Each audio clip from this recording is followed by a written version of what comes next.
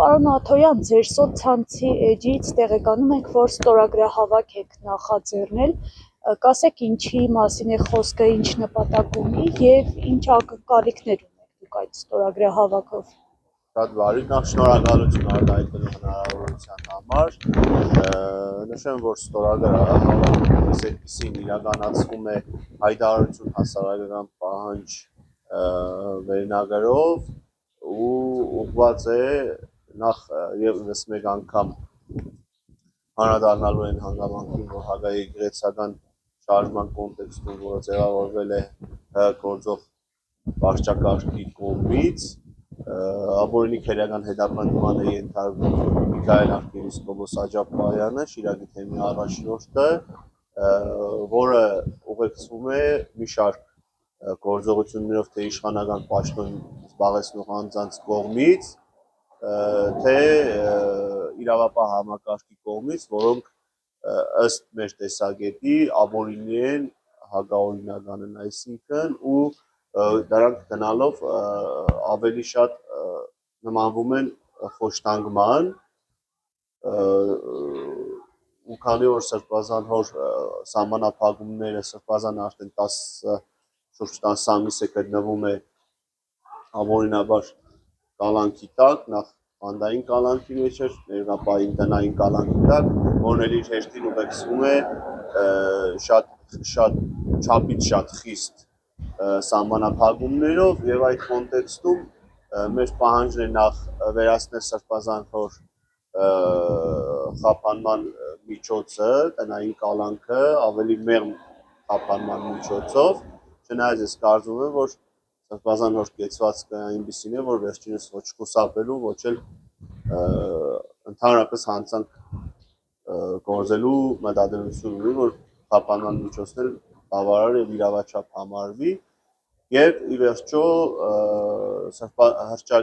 ճանաչել եւ հռչակել Սրբազան հոր անմեղությունը, քանի որ մենք գտնում ենք, որ վերջինիս արարքում քրեական ունեցքով որևէ նախատեսված արարքի հանցակազմ ընդհանրապես չկա։ Ինչքան ստորագրություններ է պետք եւ ավարտը երբ է լինելու այդ ստորագրությունը։ Հասարակական պահանջի ցույց տալու համար կոնկրետ թիվ գոյություն չունի, ինչքան ստորագրություն կհավաքվի, ներկայապահին մեր խնդիրների մեր ամենամեծ խնդիրն այն է, որ հասարակության շատ զանգվածների ուղղակի հասանելի չի, տեղեկությունը հասանելի չի, որ նման նախաձեռնություն է արկա, կան արդեն բազմաթիվ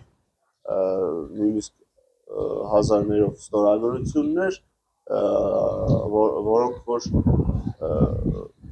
արդեն ներկայապահին ամրագրված են, քանի որ գործում է էլեկտրոնային,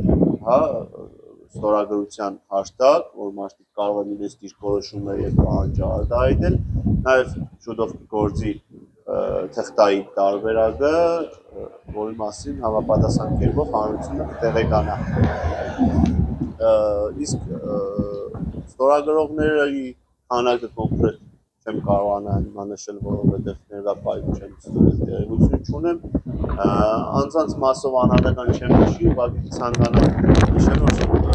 թե ստորագրահավաքին, թե ստորագրություն, թե ինֆորմացիոն առումով բազմաթիվ լրատվամիջոցներ եւ հասարակական մշակութային գործիչներ են աջակցել, թե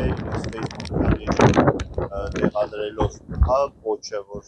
այսպիսի պահանջ է ձևավորվում, թե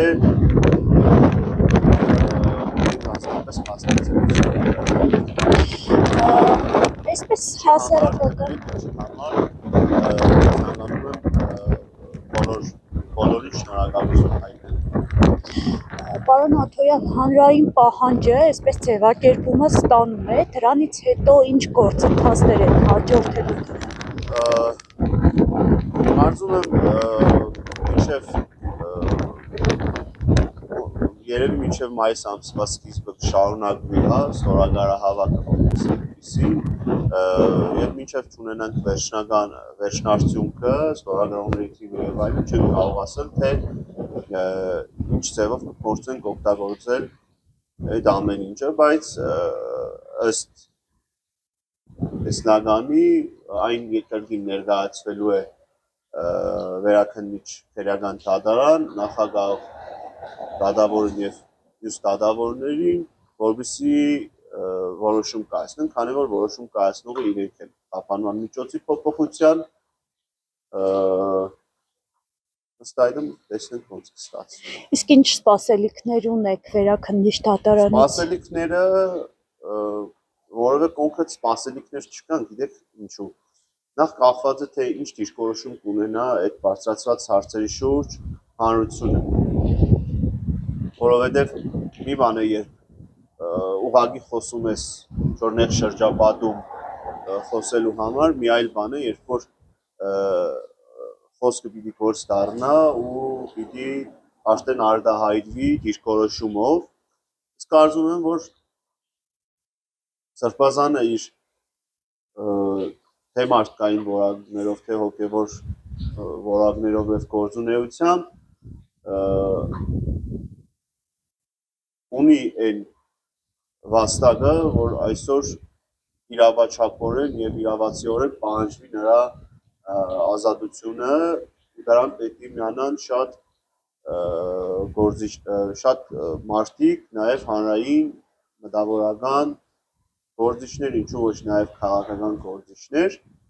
ու այդ ամեն ինչի կոնտեքստում է, որ պիտի այդ ամեն ինչի համախմբման արդյունքում է, որ պիտի ձևավորվի արդեն հստակ որևէ բան անել կամ չանելու հարց։ Սրբազանին կալանավորելու ընթացքում ես հիշում եմ, որ եկեղեցում Շիրակի թեմի հավատացյալները ինքնաբուխ ակցիա էին անում, էլի ստորագրահավաք էին իրականացնում,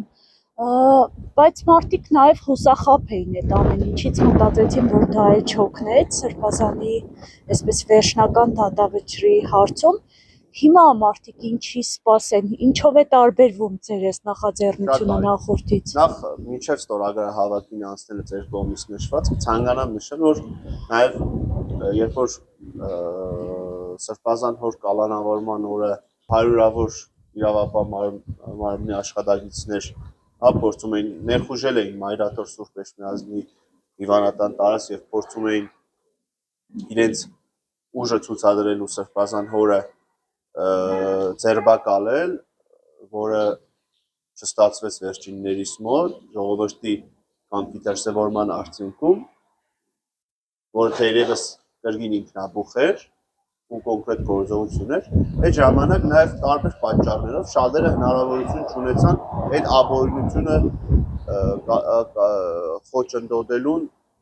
մասնակցություն ունենալը։ Նաև հաջորդիվ տեղի ունեցող ստորագրահավաքին շատերը մասնակցություն չունեցան ու այդ ամեն ինչը չկարողացավ իր վերջնական դրսևորումը հստակ ունենալ ու հանրային լայն պահանջ ձևավորել։ Իսկ ներկա պահին արդեն քանի որ ամեն ինչ պարզ է բոլորի համար, պարզ է որ Սրբազանը ենթարկվում է ապօրինի քրեական հետապնդման, ինչ ուժեր են գործում նրա դեմ, նրա անձի դեմ, այդ ուժերը ինչ վախեր ունեն